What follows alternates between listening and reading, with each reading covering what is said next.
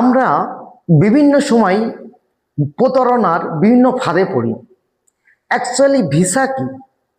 Visa হচ্ছে কোনো দেশে যাওয়ার ক্ষেত্রে ওই দেশের গভর্নমেন্ট কর্তৃক আপনার অথরাইজ করা এবং আপনার অনুমতি প্রদান করা যে আপনি ওই দেশের জন্য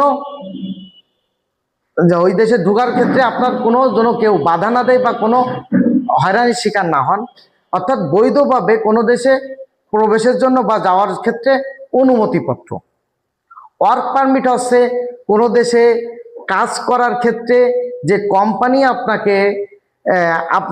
আপনাকে সিলেক্ট করেছে, কারণ তিনি তার সরকারকে জানাবে আমার দেশের এমন কোনো ভালো নাগরিক পাচ্ছি না যে এই কাজের জন্য অ্যাপ্রুভ পারসন বা আমি আমার ন্যায্য শ্রমিক পাচ্ছি না, এই জন্য আমি অমুক দেশ থেকে তমুককে আনতে চাচ্ছি, তাকে অনুমতি দেওয়া হোক। অর্থাৎ ওই দেশের গভর্নমেন্ট ওই দেশের কোম্পানিকে অনুমতি দিচ্ছে অন্য দেশ থেকে শ্রমিক আনার জন্য, এটা ওয়ার্ক পারমিট। আর কন্ট্রাক্ট পেপার আছে ওই যে কোম্পানিতে আপনি যাবেন সেই কোম্পানির সঙ্গে আপনার একটা ডিল করা, যে বা স্যালারি কত দেবে, কত ঘন্টা শ্রম দিতে হবে, স্যালারি কীভাবে বাড়বে, থাকার খরচ, খাওয়া খরচ, এভরিথিং আপনাদের বেনিফিট নিয়ে তারা কথা কাটাকাটি করা বা আপনার হলো লেনদেন দরবার করা, যে আপনি শ্রম দেবেন টাকা পাবেন, অর্থাৎ বেতন যে পাবেন, কাজ করবেন, নেগোসিয়েশন করা। তো বন্ধুরা, যদি কেউ আপনাদের ওয়ার্ক পারমিট এন্ট্রি পাস দেয়, ভাববেন এটা হয় ভিজিট ভিসা অথবা এটা আপনার অন অ্যারাইভেল ভিসা।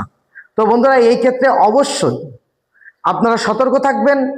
যদি অন অ্যারাইভেল ভিসা বা ভিজিট ভিসায় কেউ কাজের উদ্দেশ্যে যেতে চান, যাওয়ার আগে 100তে 1000 বা ভেবে দেন ডিসিশন নেবেন অবশ্যই।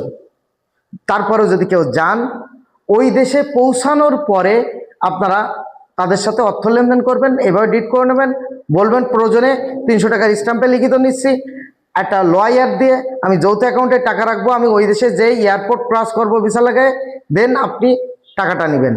অথবা আপনি যে দেশে যান, আমি ডলার বা পাউন্ড বা ইউরো বা আপনার যেটা সে দেশের কারেন্সি, আমি ওইটা আমার পাসপোর্টের সাথে এনরোলমেন্ট করে নিয়ে যাচ্ছি, ওই দেশে যাবো, এয়ারপোর্ট ক্রস করব, দেন আমি লেনদেন করব।